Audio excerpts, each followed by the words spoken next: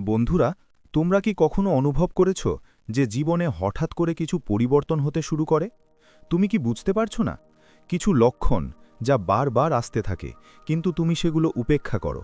এক অদ্ভুত শান্তি, এক অজানা টান, এক অনুভূতি যা কথার সাথে তাল মিলিয়ে চলে। যদি তোমার সাথে এমনটা ঘটে, তাহলে থামো। আজ এটা শোনা তোমার জন্য খুবই গুরুত্বপূর্ণ, কারণ আজ আমি তোমাকে যা বলতে যাচ্ছি তা তোমার সম্পূর্ণ দৃষ্টিভঙ্গি বদলে দিতে পারে। বিবেচনা করো, এই পৃথিবীতে কোটি কোটি মানুষ আছে, কোটি কোটি জীবন, প্রত্যেকের নিজস্ব গল্প আছে, কিন্তু তাদের মধ্যে কিছু মানুষ আছে যাদের জন্য কিছু অনন্য ঘটনা ঘটে। তাদের জীবন একটি বিশেষ মোড় নেয়।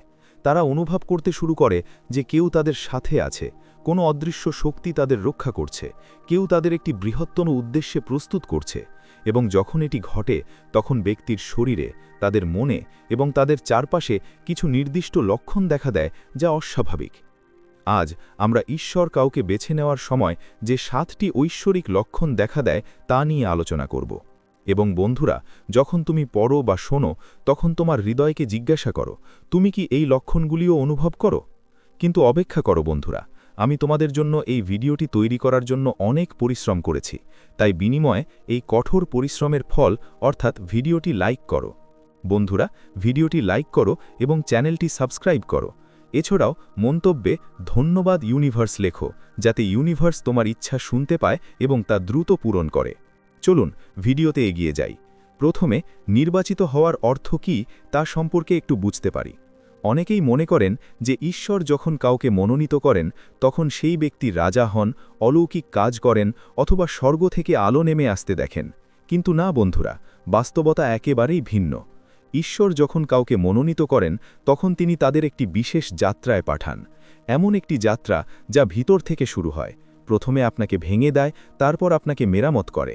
প্রথমে এটি আপনাকে একা ছেড়ে দেয়, তারপর আপনাকে এত গভীরভাবে পূর্ণ করে যে আপনার আর অন্য কারোর প্রয়োজন হয় না। ধর্মগ্রন্থ, বেদ, উপনিষদ এবং গীতা বারবার বলে যে ঈশ্বর প্রতিটি জীবকে ভালোবাসেন। কিন্তু কিছু আত্মা আছে যারা তাদের কর্ম, তাদের আবেগ, তাদের কৌতূহলের মাধ্যমে ঈশ্বরকে এতটাই মোহিত করে যে তিনি তাদের আরও কাছে টেনে নেন।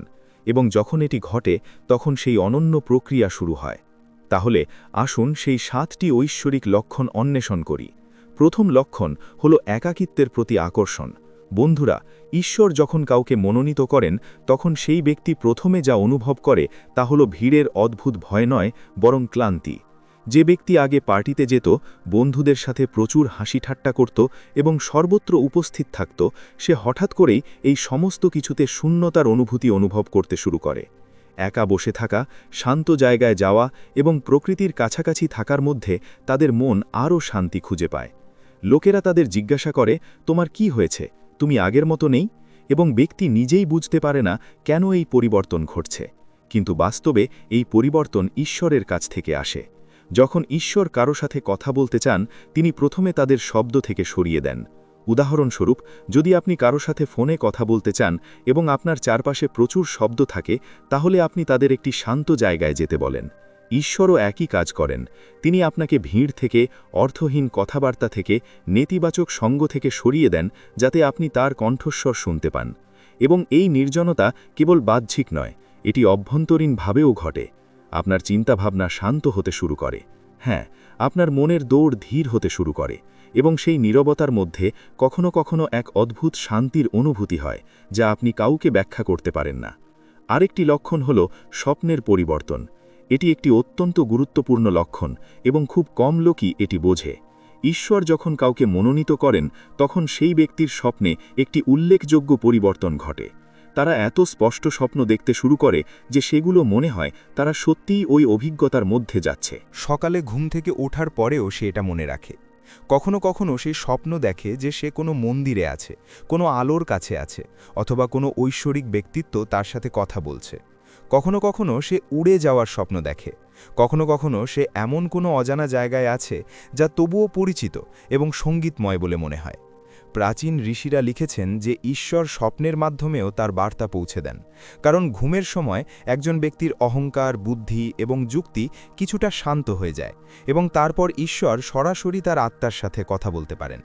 তাই যদি তোমার স্বপ্ন হঠাৎ করে অবিশ্বাস্যভাবে গভীর এবং প্রাণবন্ত হয়ে ওঠে, যদি তুমি তোমার স্বপ্নে এমন কিছু দেখতে পাও যা তোমাকে হৃদয়ে নাড়া দেয়, তাহলে তা উপেক্ষা করো না। তৃতীয় লক্ষণ হল একের পর এক কাকতালীয় ঘটনা। বন্ধুরা, ইংরেজিতে একে বলা হয় সিঙ্ক্রোনিসিটি। আর যখন ঈশ্বর কাউকে বেছে নেন, তখন তাদের জীবনে এক অদ্ভুত কাকতালীয় ঘটনা শুরু হয়। তুমি কারো কথা ভাবছো এবং হঠাৎ তারা ফোন করে। তুমি একটি সমস্যার মধ্যে আটকে যাও এবং কেউ তোমাকে জিজ্ঞাসা না করেই সমাধান নিয়ে আসে। তুমি একটি বই তুলে নাও এবং যে পৃষ্ঠাটি খুলবে তাতে ঠিক যা জানতে চেয়েছিলে তা আছে। এই কাকতালীয় ঘটনাগুলি এত ঘন ঘন হয়ে ওঠে যে তুমি নিজেকে বলতে দেখো, এটা খুবই অদ্ভুত। কিন্তু এটা অদ্ভুত নয়, এটা একটা লক্ষণ। ঈশ্বর তোমাকে বলছেন যে তিনি তোমার জীবনে সক্রিয়, তিনি তোমার প্রতিটি প্রয়োজন প্রত্যাশা করছেন, তিনি তোমার পথে প্রয়োজনীয় জিনিসগুলি স্থাপন করছেন। একজন বয়স্ক সাধু একবার বলেছিলেন যে ঈশ্বর যখন কারো প্রতি সদয় হন, তখন তিনি তাদের জীবনে ঐশ্বরিক দুর্ঘটনা নিয়ে আসেন, অর্থাৎ এমন ঘটনা যা কাকতালীয় বলে মনে হয় কিন্তু আসলে একটি সুপরিকল্পিত পরিকল্পনার অংশ। চতুর্থ লক্ষণ হল ভেতর থেকে আসা একটি কণ্ঠস্বর। এটি সম্ভবত সবচেয়ে শক্তিশালী লক্ষণ। ঈশ্বর যখন কাউকে মনোনীত করেন, তখন সেই ব্যক্তি ভেতর থেকে একটি কণ্ঠস্বর শুনতে শুরু করেন। এটি কান দিয়ে শোনা যায় না, এটি মন থেকেও আসে না, এটি গভীর কোথাও থেকে আসে। এটিকে আত্মার কণ্ঠস্বর বলা হয়। এই কণ্ঠস্বর আপনাকে বলে দেয় কোনটা সঠিক এবং কোনটা ভুল। যখন আপনি কিছু ভুল করতে যাচ্ছেন, তখন এই কণ্ঠস্বর আপনাকে থামিয়ে দেয়। যখন আপনি সমস্যায় পড়েন, তখন এই কণ্ঠস্বর আপনাকে পথ দেখায়। যখন আপনি একা বসে থাকেন, এই কণ্ঠস্বর আপনার সাথে কথা বলে। অনেকেই এই কণ্ঠস্বর শুনতে পান কিন্তু তা উপেক্ষা করেন। তারা তাদের নিজস্ব বুদ্ধির উপর নির্ভর করে, তারা অন্যদের পরামর্শে বিশ্বাস করে। কিন্তু যারা এই ভেতরের কণ্ঠস্বরকে বিশ্বাস করতে শেখে, তারা কখনো ভুল পথে যায় না, কারণ এই কণ্ঠস্বর ঈশ্বরের। গীতায় ভগবান কৃষ্ণ বলেছেন যে তিনি সকল প্রাণীর হৃদয়ে বাস করেন। তাই আপনি ভেতর থেকে যে কণ্ঠস্বর শুনতে পান তা তার, অন্য কারোর নয়। পঞ্চম লক্ষণ হল সমস্যার ধারাবাহিকতা, এবং এখানেই অনেকে বিভ্রান্ত হন। তারা মনে করেন যে ঈশ্বর যদি তাদের বেছে নেন, তাদের জীবন সহজ হয়ে যাবে। কিন্তু বন্ধুরা, সত্যটা এর বিপরীত। ঈশ্বর যখন কাউকে বেছে নেন, তিনি প্রথমে তাকে পরিশুদ্ধ করেন, এবং পরিশুদ্ধির প্রক্রিয়াটি কঠিন। যেমন সোনাকে আগুনে পরিশোধিত করে বিশুদ্ধ করা হয়, তেমনি ঈশ্বর যাকে বেছে নেন তাকেও সমস্যার আগুনে নিক্ষেপ করা হয়। আপনি লক্ষ্য করবেন যে এই সময় একের পর এক সমস্যা দেখা দেয়। সম্পর্ক ভেঙে যায়, কাজ ব্যাহত হয় এবং স্বাস্থ্য সমস্যা দেখা দেয়। অর্থ টানটান হয়ে যায় এবং এই সব কিছুর মধ্যে একটি অদ্ভুত ঘটনা ঘটে। সেই ব্যক্তি ভেঙে পড়ে না, হাল ছেড়ে দেয় না। তারা জানে না কেন, কিন্তু তাদের মধ্যে একটি শক্তি আছে যা তাদের চালিয়ে যায়। এই শক্তি বাইরে থেকে আসে না, ঈশ্বর নিজেই সেই নির্বাচিত ব্যক্তির মধ্যে এটি স্থাপন করেন। প্রতিটি কষ্টের পরে সেই ব্যক্তি আগের চেয়ে আরও শক্তিশালী হয়ে ওঠে, শান্ত, জ্ঞানী, আরও করুণাময়। আপনি যদি এখনই আপনার জীবনে অনেক সমস্যার মুখোমুখি হন এবং তবুও আপনি ধরে থাকেন, যদি আপনি বারবার পড়ে যান এবং উঠে দাঁড়ান, যদি আপনার সাহস না ভেঙে যায়, তবে এটি প্রমাণ করে যে ঈশ্বর আপনার মধ্যে আছেন। ষষ্ঠ লক্ষণ হল অন্যদের প্রতি গভীর করুণার জাগরণ। ঈশ্বর যখন কাউকে মনোনীত করেন, তখন সেই ব্যক্তির হৃদয়ে গলে যায়। মনে হচ্ছে সে অন্যদের কষ্ট অনুভব করতে শুরু করেছে। ক্ষুধার্ত শিশুকে দেখলে তার চোখে জল আসে। একজন অসহায় বৃদ্ধকে দেখলে তার হৃদয় যন্ত্রণায় ভরে ওঠে। একটি প্রাণীকে যন্ত্রণায় কাতর দেখে সে অস্থির হয়ে ওঠে। হয়তো সে আগে এমন ছিল না, হয়তো সেও নিজের জীবন নিয়ে এতটাই ব্যস্ত ছিল যে অন্যদের কথা ভাবত না। কিন্তু এখন কিছু বদলে গেছে। তার মধ্যে এমন একটি ভালোবাসা জেগে উঠেছে যা কেবল তার নিজের প্রিয়জনদের জন্য নয়, এই ভালোবাসা সবার জন্য, এমনকি অপরিচিতদের জন্য। এবং এই ভালোবাসা ঐশ্বরিক ভালোবাসা। ভগবদ্গীতা বলে যে যে ব্যক্তি সকল প্রাণীর মধ্যে নিজেকে এবং সকল প্রাণীকে নিজের মধ্যে দেখতে পায়, সে প্রকৃতই আলোকিত। যখন এই করুণা কারোর মধ্যে জাগ্রত হয়, তখন বুঝতে হবে যে সেই ব্যক্তি দেবত্বের দিকে এগিয়ে যাচ্ছে। ঈশ্বর তার হৃদয়ে তার বাসস্থান তৈরি করছেন। এবং এই করুণার সাথে আরেকটি জিনিস আসে, সেই ব্যক্তি ক্ষমা করতে শেখে। এমনকি যারা তাদের আঘাত করেছে, তাদের প্রতি তাদের হৃদয়ের তিক্ততাও কমতে শুরু করে। তারা বুঝতে শুরু করে যে প্রতিটি ব্যক্তি তাদের নিজস্ব উপায়ে সংগ্রাম করছে, প্রতিটি ব্যক্তি তাদের নিজস্ব সীমাবদ্ধতার মধ্যে বাস করে। এবং এই বোধগম্যতা, ক্ষমার এই অনুভূতি একটি অত্যন্ত উচ্চ আধ্যাত্মিক অবস্থার লক্ষণ। সপ্তম এবং সবচেয়ে গুরুত্বপূর্ণ লক্ষণ হল একটি ব্যাখ্যাহীন আনন্দের অভিজ্ঞতা। বন্ধুরা, এটি বোঝা একটু কঠিন, কিন্তু যারা এটি অনুভব করে তারা তাৎক্ষণিকভাবে তা চিনতে পারে। এই আনন্দ কোনো কিছু থেকে আসে না, অর্থ থেকে নয়, সাফল্য থেকে নয়, কোনো সম্পর্ক থেকে নয়। এটি কেবল ঘটে। আপনি সকালে ঘুম থেকে ওঠেন এবং কোনো কারণ ছাড়াই ভালো বোধ করেন। আপনি একটি গাছের দিকে তাকান এবং আপনার হৃদয় আনন্দে ভরে ওঠে। আপনি আকাশের দিকে তাকান এবং আপনার চোখে জল আসে, কিন্তু দুঃখের নয়, গভীর কৃতজ্ঞতার। এই আনন্দকে ঋষিরা পরমানন্দ বলেছেন। এটি সেই অবস্থা যখন আত্মা তার উৎসের দিকে তাকায়, যখন গভীর অন্তরে তখন মনে হয় সব কিছু ঠিক আছে, যখন নিশ্চিত হয় যে কেউ তার যত্ন নেওয়ার জন্য আছে, যখন মন বুঝতে পারে যে এই জীবন একটি আশীর্বাদ এবং এই আনন্দ স্থায়ী। এটি একটি খেলাধুলার মুহূর্তের আনন্দ নয় যা কিছুক্ষণ পরে ম্লান হয়ে যায়। এটি একটি স্রোতের মতো প্রবাহিত হয়, কখনো বেশি কখনো কম, কিন্তু কখনো থামে না। এখন আপনি হয়তো ভাবছেন যে এই লক্ষণগুলি চিনতে পেরে কি করবেন, এবং এই প্রশ্নটি খুবই গুরুত্বপূর্ণ।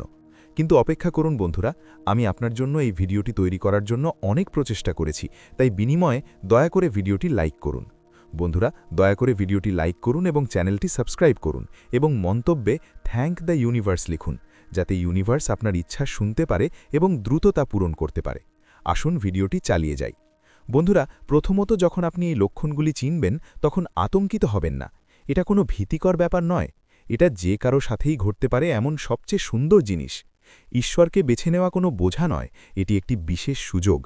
দ্বিতীয়ত, এই লক্ষণগুলি অন্যদের দেখানোর কোনো প্রয়োজন নেই।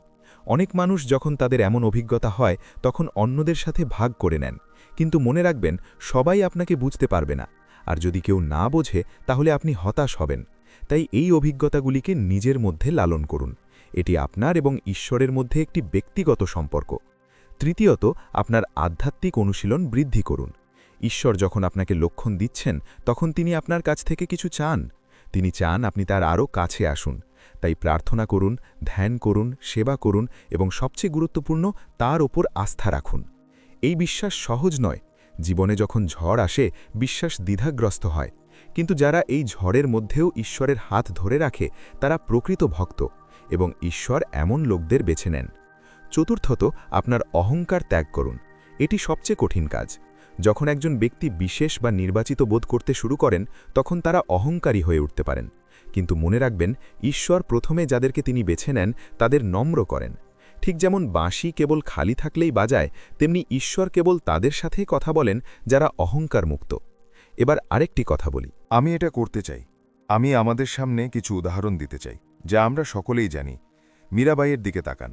তার জীবনে কি ঘটেছিল?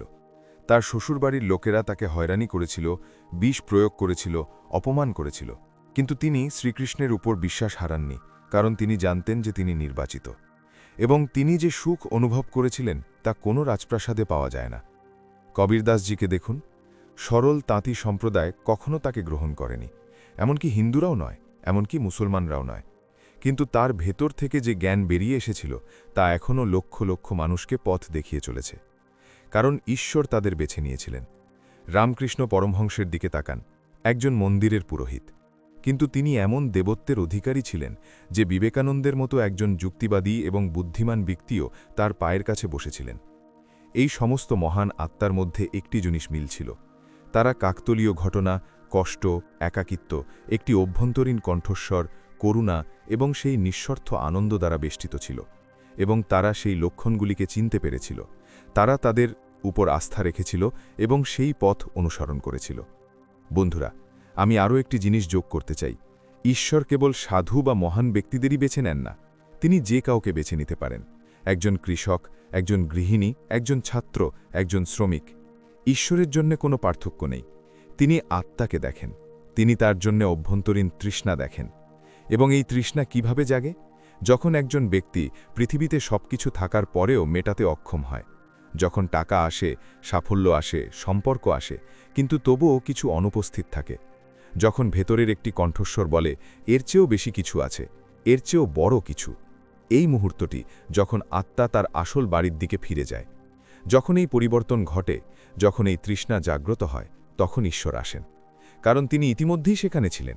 আপনি কেবল তার দিকে মনোযোগ দিচ্ছিলেন না।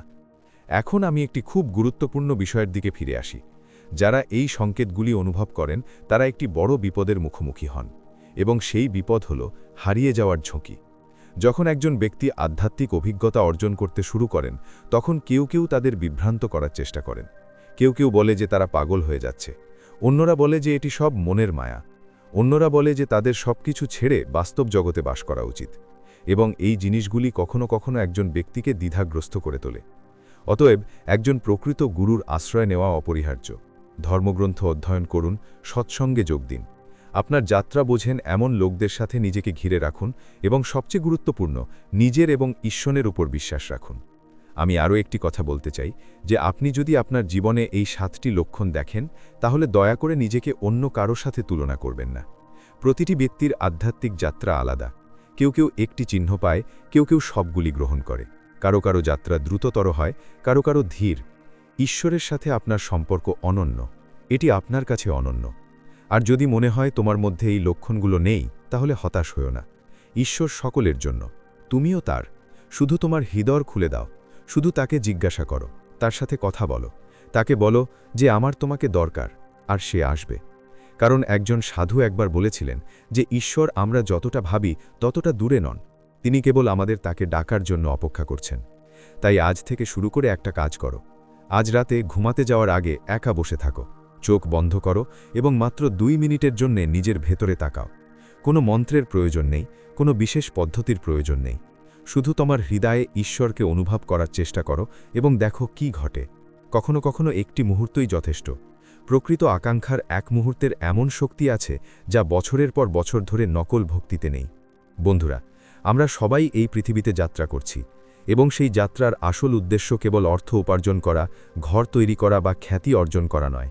আসল উদ্দেশ্য হল সেই চেতনাকে জানা যা আমাদের সৃষ্টি করেছে, সেই ভালোবাসা খুঁজে বের করা যা সর্বশ্রেষ্ঠ, সেই চিরন্তন আনন্দ অনুভব করা যা চিরন্তন। আর যখন ঈশ্বর কাউকে মনোনীত করেন, তখন তিনি তাদেরকে সেই উদ্দেশ্যের দিকে পরিচালিত করেন। তিনি তাদের এই যাত্রায় পরিচালিত করেন। তিনি পাঠান। আর সেই যাত্রার লক্ষণগুলিও আজ আমরা যেমন আলোচনা করেছি, তাই যদি আপনিও আপনার জীবনে এই 7টি লক্ষণ অনুভব করেন, তাহলে জেনে রাখুন আপনি একা নন। আপনার একটি হাত আছে, আপনার সাথে একটি শক্তি আছে, আপনার জন্য একটি ভালোবাসা আছে, এবং এটি সবকিছু ঈশ্বর। তার উপর বিশ্বাস রাখুন, তার পথে চলতে থাকো, আর একদিন তুমি এমন এক গন্তব্যে পৌঁছাবে যেখানে সবকিছুই অর্থবহ হবে, যেখানে সব প্রশ্নের উত্তর মিলবে, যেখানে আত্মা তার ঘরে পৌঁছে যাবে। বন্ধুরা, কিছু জিনিস আছে যা তিক্ত শোনালেও জীবন বদলে দেয়। কিছু সত্য আছে যা আমরা জানি কিন্তু গ্রহণ করতে চাই না, এবং এমন কিছু আছে যারা এই সত্যগুলিকে এত সহজে প্রকাশ করে যে তা আমাদের হৃদয়ে প্রবেশ করে। পরমহংস যোগানন্দজি ছিলেন এমনই একজন মহান আত্মা, একজন সাধক যিনি কেবল ভারতকেই নয়, সমগ্র বিশ্বকে আধ্যাত্মিকতার পথ দেখিয়েছিলেন। তিনি পশ্চিমাদের ক্রিয়াযোগের শক্তির সাথে পরিচয় করিয়েছিলেন, যার বই একজন যোগীর আত্মজীবনী আজও লক্ষ লক্ষ মানুষের জীবন পরিবর্তন করে চলেছে। কিন্তু বন্ধুরা, যোগানন্দজি কেবল মিষ্টি কথা বলতেন না, তিনি সত্য কথা বলেছিলেন, স্পষ্টভাবে, কোনো অস্পষ্টতা ছাড়াই। এবং সেই কারণেই তার কথা আজও ততটাই তাজা এবং তার সময়ে যতটা প্রাসঙ্গিক ছিল। আজ আমরা সেই তিক্ত কিন্তু সত্য চিন্তাভাবনা নিয়ে আলোচনা করব যা যোগানন্দজি বিশ্বের কাছে উপস্থাপন করেছিলেন। যোগানন্দ বারবার যে কঠোর সত্যটির ওপর জোর দিয়েছিলেন তা হল বেশিরভাগ মানুষ তাদের পুরো জীবন ঘুমিয়ে কাটায়, আর তিনি রাতের ঘুমের কথা বলছিলেন না।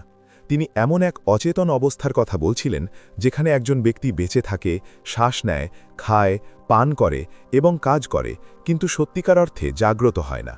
সে জানে না সে কে, সে জানে না সে কেন এখানে এসেছে, সে কেবল জনতার সাথেই চলে।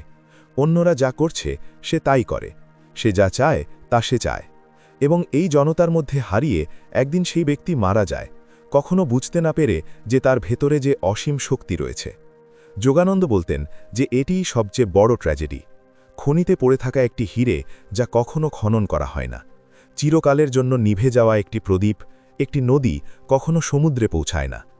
আর এই ট্র্যাজেডি ঈশ্বরের ইচ্ছায় ঘটে না, এগুলি ঘটে কারণ আমরা নিজেরাই জেগে উঠতে চাই না।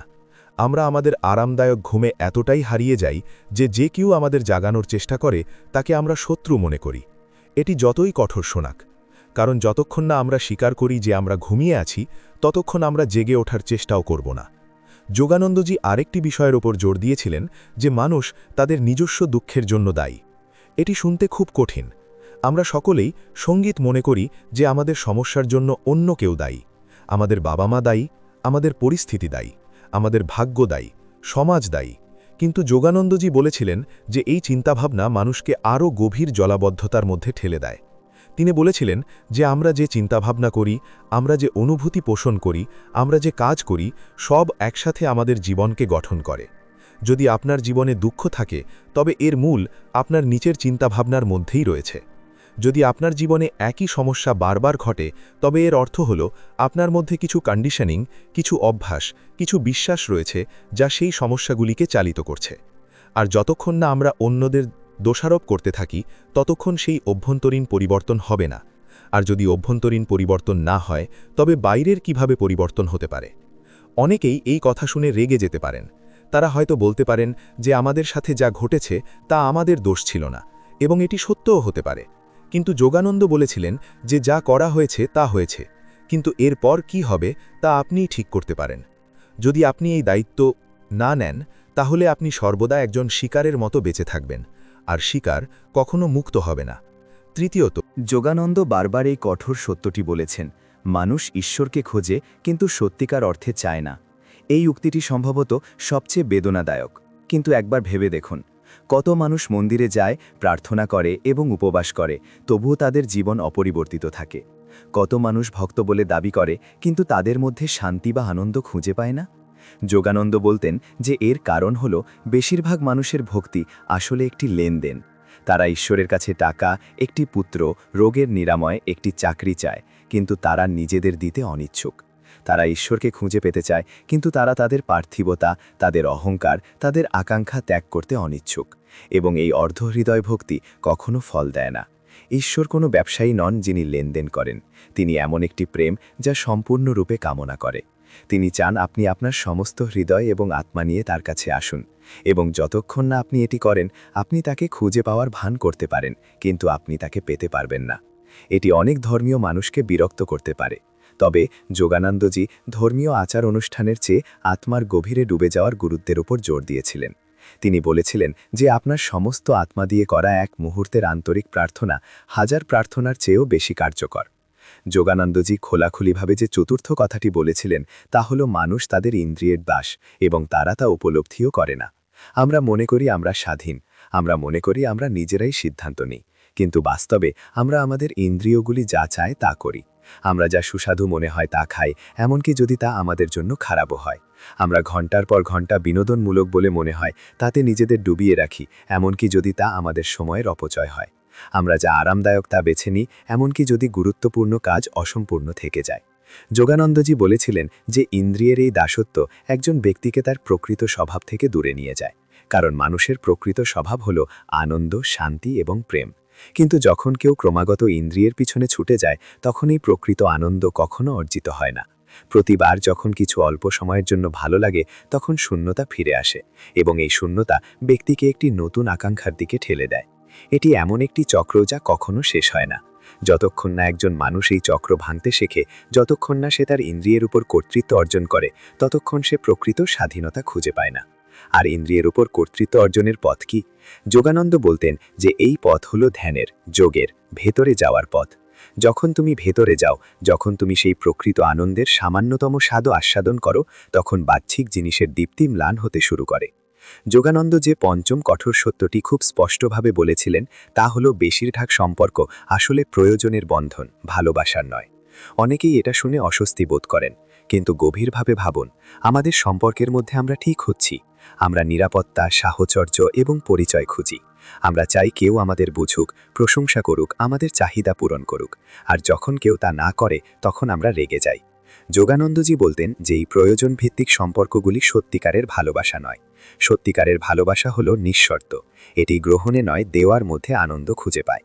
এটি অন্যের সুখকে নিজের সুখ বলে মনে করে এবং সেগুলি পরিবর্তন করার চেষ্টা করে না। এবং এই ধরনের ভালোবাসা তখনই সম্ভব যখন একজন ব্যক্তি প্রথমে নিজেকে ভালোবাসতে শেখে, যখন তারা নিজেদের মধ্যে থাকা ঐশ্বরিকতাকে চিনতে পারে যা তাদেরকে কখনো একা ছেড়ে দেয় না। যখন তারা ঈশ্বরের মাধ্যমে তাদের সমস্ত চাহিদা পূরণ করতে শুরু করে, তখন তাদের সম্পর্ক আর প্রয়োজনের শৃঙ্খল থাকে না, বরং ভালোবাসার উৎসবে পরিণত হয়। যোগানন্দজি দৃঢ়ভাবে জোর দিয়েছিলেন যে ষষ্ঠ জিনিসটি ছিল যে সম্পদ এবং বস্তুগত সাফল্য কখনো সন্তুষ্টি আনতে পারে না। এবং আজকের সময় এই উক্তিটি বিশেষভাবে কঠোর শোনায়, যখন সর্বত্র বার্তাটি হলো আরও বেশি উপার্জন করা, একটি বড় বাড়ি কেনা, একটি দামি গাড়ি কেনা এবং বিদেশ ভ্রমণ করা। এবং এই সমস্ত অর্জনের জন্য মানুষ তাদের জীবনের সবচেয়ে মূল্যবান বছরগুলি ব্যয় করে। তারা তাই বলে। যোগানন্দ বলেননি যে টাকা খারাপ বা সাফল্য খারাপ। তিনি বলেছিলেন যে যদি তুমি মনে করো যে এই জিনিসগুলো তোমাকে সত্যিকারের সুখ এনে দেবে, তাহলে তুমি ভুল ভাবছ। হাজার হাজার মানুষ আছে যাদের সব কিছু আছে, তবুও তারা ভেতরে খালি, হতাশাগ্রস্ত এবং অস্থির। কারণ সত্যিকারের সুখ বাইরে নয়, এটা ভেতরে। এটা ধ্যান থেকে আসা শান্তির মধ্যেই, এটা ঈশ্বরের উপস্থিতি থেকে আসা আনন্দের মধ্যেই। আর তাই যে ব্যক্তি তার সমস্ত শক্তি বাহ্যিক জিনিসের পিছনে ব্যয় করে এবং কখনো ভেতরে ফিরে না যায়, সে তার পুরো জীবন দৌড়ে কাটায়, কিন্তু কখনো তার আসল গন্তব্যে পৌঁছায় না। যোগানন্দ যে সপ্তম কথাটি খুব স্পষ্টভাবে বলেছিলেন তা হল, ভয় হল এমন একটি রোগ যা একজন ব্যক্তিকে ভেতর থেকে ফাঁকা করে দেয়।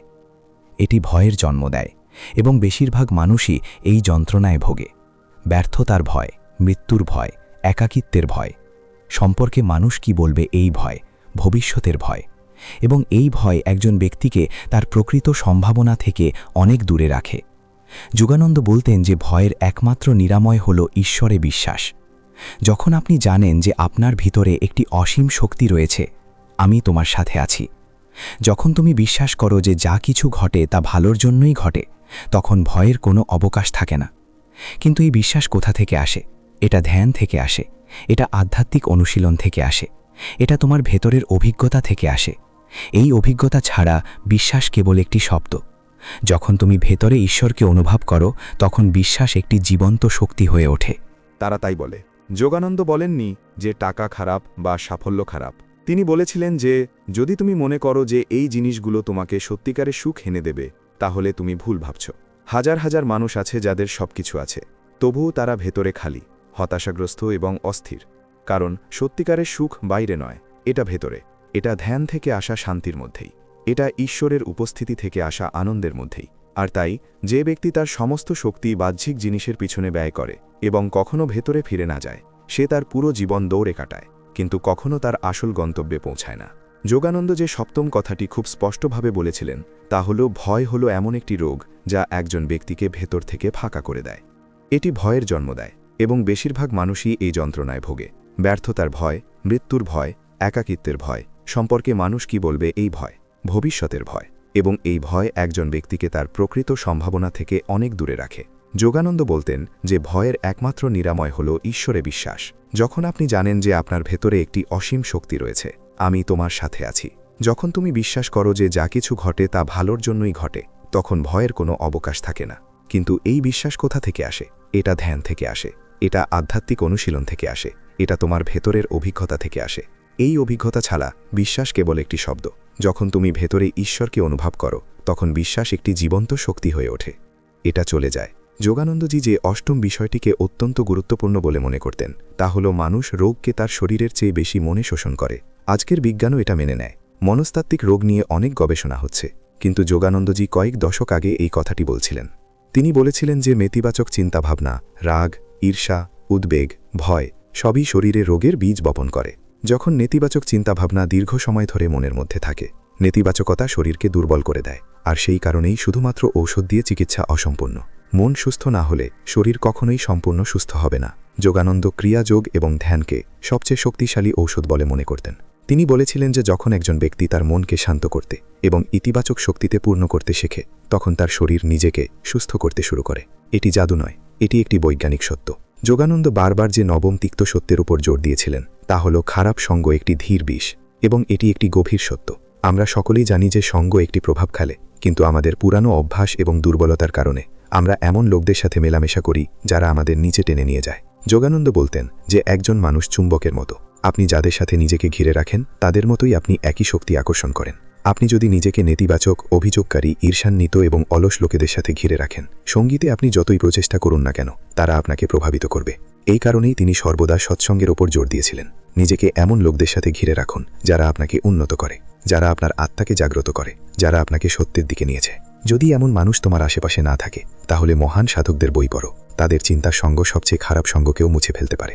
যোগানন্দ যে দশম এবং সম্ভবত সবচেয়ে মর্মস্পর্শী কথাটি বলেছিলেন তা হল মৃত্যুকে ভয় করা বন্ধ করা। কারণ যারা মৃত্যুকে ভয় পায় তারা জীবনযাপন করতে ভুলে যায়। আমরা সকলেই জানি যে আমাদের একদিন মৃত্যু হবে, কিন্তু আমরা যতটা সম্ভব এই সত্যটি চেপে রাখি। আমরা এটি নিয়ে ভাবতে চাই না, আমরা এটি নিয়ে কথা বলতে চাই না। কিন্তু যোগানন্দ বলতেন যে মৃত্যুকে মেনে নেওয়ার মাধ্যমেই আমরা জীবনের প্রকৃত মূল্য বুঝতে পারি। যখন তুমি জানো যে এই সময় সীমিত, তখন তুমি অকেজো জিনিসের জন্য সময় নষ্ট করো না। তারপর তুমি এমন জিনিসগুলিতে ব্যস্ত হও যা সত্যিই গুরুত্বপূর্ণ। তারপর তুমি সম্পর্কগুলিকে সময় দাও। তারপর তুমি ঈশ্বরকে খুঁজে পাও। তারপর তুমি তোমার আত্মার কণ্ঠস্বর শুন। প্রথম পদক্ষেপ হলো এই তিক্ত সত্যগুলিকে গ্রহণ করা। এটা করো, স্বীকার করো যে হ্যাঁ আমি ঘুমিয়েছিলাম, স্বীকার করো যে হ্যাঁ আমি ভুল জায়গায় সুখ খুঁজছিলাম, স্বীকার করো যে হ্যাঁ আমাকে জেগে উঠতে হবে। আর যখন এই গ্রহণযোগ্যতা আসে, যখন এই প্রথম পদক্ষেপ নেওয়া হয়, তখন ঈশ্বর নিজেই এগিয়ে আসেন এবং পথ দেখান। এটাই ছিল যোগানন্দের বার্তা, এটাই ছিল তার জীবন, আর এটাই তার উত্তরাধিকার, যা আজও লক্ষ লক্ষ মানুষের জীবনকে রূপান্তরিত করে চলেছে। জয় গুরুদেব। ওম।